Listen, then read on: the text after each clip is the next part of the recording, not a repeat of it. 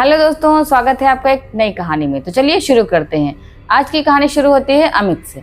अमित एक multinational company में काम करता है और अपनी मम्मी के साथ में रहता है। उसकी माँ जो है धार्मिक विचारों की महिला है और उसके पापा नहीं हैं। तो मम्मी उसकी जो है पूजा पाठ ज़्यादा करती हैं। वो हर मंगलवार जी को जो है महावीर जी का व्रत भी रखती हैं। इस तरह से उनकी गाड़ी अच्छे से चल रही है। अमित रोज ऑफिस जाता है और घर आता है। एक दिन वो शाम में जो है अपनी गाड़ी निकालता है और कहता है, मम्मी मैं जा रहा हूँ उनको लेने के लिए। तो कहने किसको लेने जा रहे हो? वो बताता नहीं है। तो फिर हंसता है, कहता कि मैं जा रहा हूँ आपकी बहू को लेने, अंकिता को लेने। तो कहने लगी, अंकिता को लेने जा रहे हो? तुम्हें पता नहीं है कि पितृपक्ष चल रहे हैं और तुम लेने चल दिए? कहा, अरे मम्मी तुम भी हो खूब, पितृपक्ष क्या होता है, मुझे लाना है। आप रोज रोज आप सुबह सुबह जो है मेरा टिफिन तैयार करते हो, ये वो सब बताता है। और मैं जा रहा हूँ आज के आज। वो थोड़ा सा गांव में उसकी ससुराल थी और वो रहता शहर में था। उसने कहा अभी आज के आज जा करके शाम को लेके आ जाऊंगा। उसकी मम्मी बहुत डांटती कि नहीं नहीं अभी तुम नहीं जाओगे, पितृपक्ष में कोई भी विदा करा के नहीं लाता है, ना ही वहां से लाना होता ना यहाँ से। तो कहता अरे मम्मी क्या नुसी बातें करती हो, शहर में ये सब चीज़ें नहीं मानी जाती, कुछ भी नहीं होता। लेकिन उसकी माँ जो है उसको डांटने लगती है। वो फिर भी नहीं मानता है और जो है गाड़ी अपनी लेकर के चल देता, बाइक से चला जा रहा है। वह पहुँचता है अपने पत्नी के गाँव मायके। जब वहाँ पहुँच जाता है तो उसकी सासू माँ देखती, कहती अरे दामाद जी तुम इस समय? तो कहने अरे हैरान करने होने वाली क्या बात है मम्मी जी, मैं अंकिता को लेने आया हूँ। तो कहती हैं कि दामाद जी पितृपक्ष में तो कोई भी नहीं विदा कराने के लिए आता है, 2-3 दिन की बात है, उसके बाद में आप आइएगा, लिवा ले जाइएगा।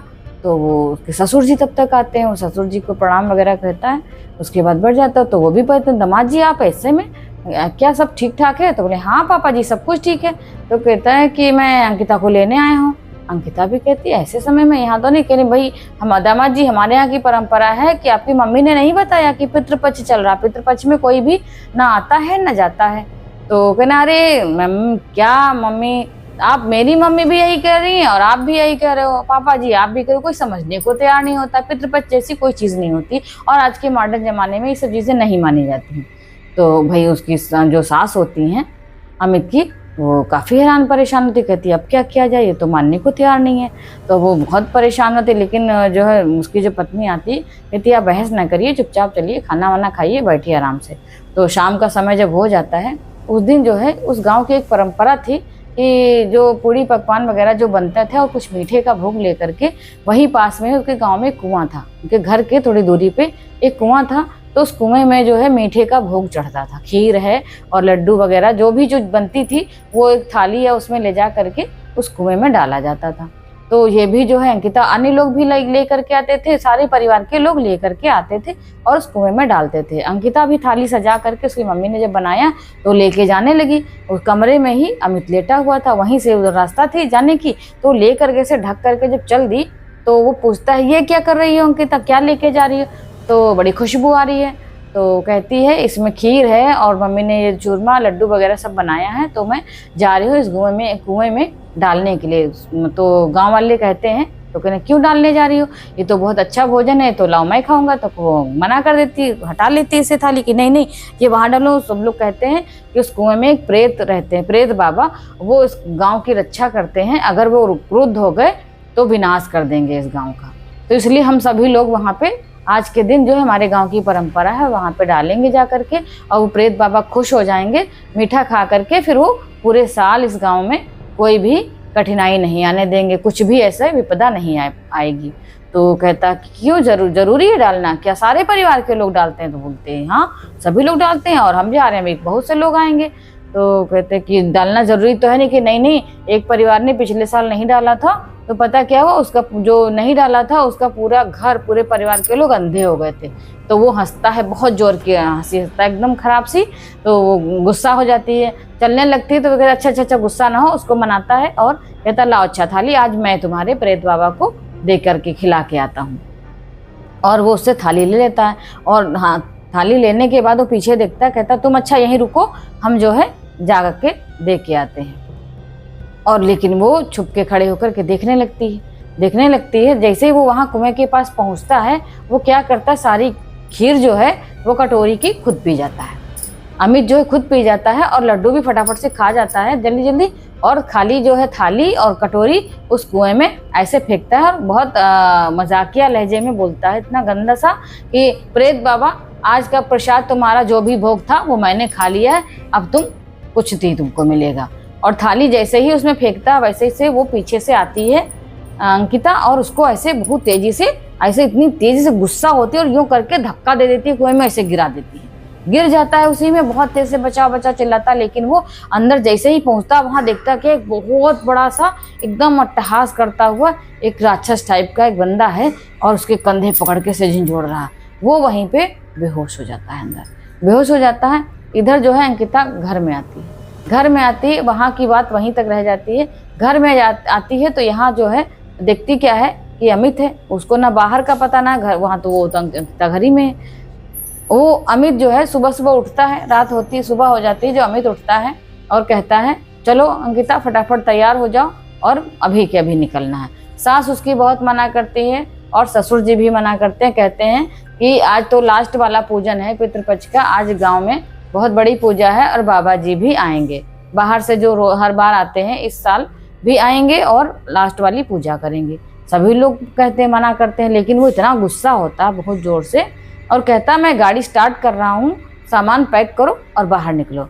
अंकिता बेचारी क्या करे, वो चल देती है, सामान वो पीछे क्या करता है बांध लेता है और अंकिता को बिठाता है और चल देता। अभी वो थोड़ी ही दूर गया था कि तब तक बाबा जी की आवाज़ सुनाई पड़ती है। बाबा जी आ रहे हैं, कह रहे हैं अरे रोको उसे, रोको उसको, क्यों भेज दिया, रोको उसको। अब अंकिता की जो मम्मी होती है, क्यों बाबा जी क्यों, क्या हो गया? तो कहती कि क्या हो गया, कह रहे मेरे दामाद जी आज बहुत बदले बदले से लग रहे थे और पता नहीं क्या क्या बोल रहे थे, तो बोल रहे थे, लेकिन तब तक वो बाइक लेके आगे निकल जाता है। जब आगे निकल जाता है थोड़ा सा और ज़्यादा दूर चला जाता है, इधर कुएं से चिल्लाने की आवाज़ आ रही है, बचाओ बचाओ बचाओ। और बाबा जी कहते हैं इसमें कौन है, देखो कौन है। तो अब इनके जो ससुर होते हैं अमित के, वो दौड़ के जाते हैं कुएं में से, झांकते हैं तो देखते कि हाँ अंदर जो उनका दामाद है अमित अंदर चिल्ला रहा, अरे बचाओ मुझे, अरे बचाओ मुझे। तो ये लेकर के रस्सी ऐसे भागते के, रुको रुको रुको, पूछते इससे करके, रुको बेटा रुको रुको रुको, आ रहे हैं। और वो रस्सी फेंकते हैं, फिर वो रस्सी पकड़ करके अमित ऊपर आता है जब, तो सब बड़ी हैरानी से उसको ऐसे देख रहे हैं, अरे तुम बेटा यहाँ हो, तो फिर अंकिता को लेकर के कौन गया? तो बाबा जी कहते हैं कुछ समझ में आया, लेके गया है, उसे फौरन रोको, वो अमित के रूप में इस कुएं का प्रेत था। अब जो है वो भी बताता है। अमित कहता है पापा जी हम जो है उससे थाली ले लिए थे और इसको खीर देने के लिए हम चले आए थे कुएं पे, हमने जो है खीर जो है प्रेत बाबा की खुद ही पी ली और लड्डू भी खा लिए, मैंने खाली थाली और कटोरी प्लेट उसी में फेंक दी थी कुएं में। और जैसे मैंने फेंकी, पीछे से मुझे जो है अंकिता आई और इतनी तेजी से धक्का दे दिया, मैं भी उसी में गिर गया नीचे। मुझे इतना बड़ा सा दैत्याकार का एक बंदा था प्रेत टाइप में, वो मुझे इतना कस के झंझोड़ दिया कि मैं वहीं पे बेहोश हो गया। रात भर तो मैं बेहोश ही पड़ा रहा। तो अब उसकी मम्मी कहती अरे तो फिर अंकिता के साथ रात कमरे में कौन था और सुबह जो है लेकर के कौन गया है? बाबा जी बोले अभी भी तुम नहीं समझी, ना समझ कहीं की, वो जो था वो कुएं का प्रेत था। जब इसको धक्का उसने दिया है तो उसी समय वो बाहर निकला है जब ये बेहोश हुआ, और रात भर वही रहा था उसके साथ। वो अंकिता को ले जा करके और गांव की उसकी जो लास्ट में तालाब पड़ता है वहीं पे उसको वो डुबो देगा, क्योंकि उस प्रेत की हद इसी गांव तक है, बाहर वो नहीं जा सकता। जल्दी चलो, फौरन उसको पकड़ो, नहीं तो वो उसे मार डालेगा। अब ये सब दौड़ते हैं, पीछे पीछे जाते हैं। वहाँ का क्या सीन है, वो गाड़ी वहीं पे रुकता है तालाब के पास और कहता है अंकिता यहाँ तालाब के पास आओ। वो कहती क्यों, यहाँ क्या करेंगे? तो कहते देखो कितने अच्छे फूल खिले हैं। वो उसको ऐसे भ्रम में डाल रहा था, फूल खिले हैं, आओ इसको तोड़ते हैं।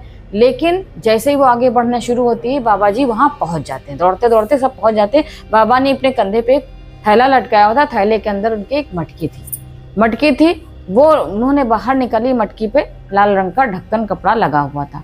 वो लेकर के एकदम से आते हैं सामने और कहते हैं कि अमित तुम वहाँ जाओ।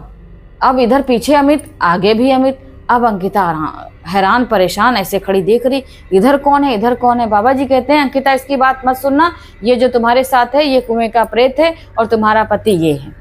ये देख करके जो है अब अंकिता उसको देखती, उसके अंदर इतनी सी दहशत भर जाती है। उसकी जो मम्मी होती है इधर और पापा तो खड़े रहते हैं, मम्मी भी इधर बेहोश हो जाती है सोच करके कि अब मेरी बेटी का क्या होगा, और इधर अंकिता तो तुरंत वहीं पे गिर जाती बेहोश होकर। सारे गांव वाले भी इकट्ठा हैं कि अब क्या होगा सब सोच रहे हैं। लेकिन बाबा जी मंत्र पढ़ते हैं और मंत्र के साथ ही साथ जो है कि अपने जो भी यहाँ के गांव के देवता होते हैं उनका आह्वान करते हैं। वहीं पे लकड़ियाँ इकट्ठा करके फौरन फटाफट से आग जलाते हैं और उसमें मंत्र के द्वारा जो भी उनके पास था उसको करते हैं। उसी मटकी को वहीं पे वो रख देते हैं। अचानक से जो है वही मटकी का कुछ भी ऐसे करके जो जलाते हैं वहाँ पे आग, उसी से ले करके वो उसके ऊपर फेंकते हैं जो तालाब के पास खड़ा था, बाइक के पास फेंकते हैं। तो वो जो अमित बना हुआ खड़ा था वो धुएं के आकार में हो करके उसी मटकी के अंदर आ जाता है। मटकी के अंदर आ जाता है। उसके बाद जो है उसको बड़ी देर के बाद उसको भी झाड़ फूक करते हैं, तब उसकी होश आती है, खड़ी होती है। अंकिता भी होश में आकर के खड़ी होती है आंखें मलती हुई कि बाबा जी ये क्या था। तो बताते हैं अभी ये प्रेत हमने बंद कर लिया है। ये प्रेत इतना नाराज हो गया था सबसे, इतना नाराज हो गया कि इनका मजाक बहुत भारी पड़ गया था। अमित जो कि मानते नहीं हैं, वो मतलब शहर में रहते हैं, उनको लगता है कि वही जमाना इतना मॉडर्न हो चुका है, ये सब कुछ भी नहीं है। लेकिन गांव में आज भी पुरानी परंपराएं, तालाब और ये जो कुआं या जो भी कुछ है उसका पूजन परंपरागत तरीके से होता है। अगर ये सब चीज़ें जो पहले से चली आ रही हैं और लोग करते रहते हैं, इससे उनको खुद की आत्मसंतुष्टि मिलती है और उसका निभाने से उनको लगता है कि हमारा घर और पूरा गांव सुरक्षित रहेगा। तो ये सही बात है। ये उसी कुएं का प्रेत था। अभी मैं ले जा करके ये जो मटकी है मैं उसी में डाल दूंगा और ये वहीं पे सुरक्षित हो जाएगा। अब ये बाहर नहीं निकलेगा। अगर ये जो है उसमें धक्का नहीं देता तो ये प्रेत ही आकर के उसको धक्का दिया था बन करके उसमें, तो ये ना ही बाहर निकलता। अब ये बाहर निकल के आया है तो आतंक तो मचाएगा ही। इसको नहीं बाहर निकलने देने के लिए ही गांव के लोग इसको मीठा भोग चढ़ाते थे। तो सभी लोग कहते हैं बाबा जी अब आप ही कुछ करिए, आप ही कर सकते हैं। तो कहते हैं मैं ही तो कर रहा हूँ, उधार जब करना ही है तो इसीलिए मैं आया था कि अगले साल फिर इसी वर्ष पूजा होगी, जब ऐसी ही अगले वर्ष की पूजा तो भी यही सब करना पड़ेगा। अगर आप करेंगे तो ये नियत समय पे इसको चीजें मिल जाएंगी और ये बाहर नहीं आ पाएगा। जब बाहर नहीं आएगा तो आतंक कोई नहीं मचाएगा और सभी चीजें ठीक रहेंगी। तो सभी जाते हैं, हाथ पैर जोड़ते हैं, उससे माफी मांगते हैं। फिर वो जो मटका होता है उसको ले जा करके उसी में डाल देते हैं, ढक्कन खोल करके वो प्रेत उसी में समा जाता है, कुएं में समा जाता है। सभी लोग माफी मांगते हैं और फिर से खीर पूड़ी जो भी ये मीठा भोग उसको चढ़ावा चढ़ाते हैं, सभी लोग डालते हैं। उससे जो है वो प्रेत खुश हो जाता है और फिर कहता है अब मैं कभी इसके बाहर नहीं निकलूंगा, ना ही किसी का अनिष्ट करूंगा।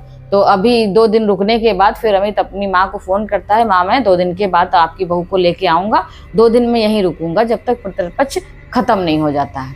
तो उसकी माँ भी खुश हो जाती कि बेटे ने उनकी जो है बात मान ली। इधर सासू माँ भी खुश हो जाती हैं कि चलो दामाद जी ने सबकी बात रख ली, इतना सब कुछ बीत गया, खैर अकल तो आ गई कम से कम। और अमित भी खुश हो जाता है कि जो उसने इतना देखा झेला, डर गया था, वो रात भर उसमें पड़ा रहा, उससे उसको थोड़ी सी चोट वोट भी लग गई थी। अभी निकल के जब बाहर उसको निकाला गया, उसका थोड़ा इलाज किया गया, वो भी सही हो गया। फिर 2-3 दिन रुकने के बाद वो जब ये पितृपक्ष खत्म हो गए तो वो अपनी पत्नी को लिवा के अपने घर पहुंच जाता है। उसकी माँ उस अच्छे से अपनी बहू की आरती वगैरह उतार करके घर में अंदर ले जाती हैं और सब अच्छे से रहने लगते हैं। तो दोस्तों ये थी आज की कहानी। मिलते हैं कल एक नई कहानी के साथ।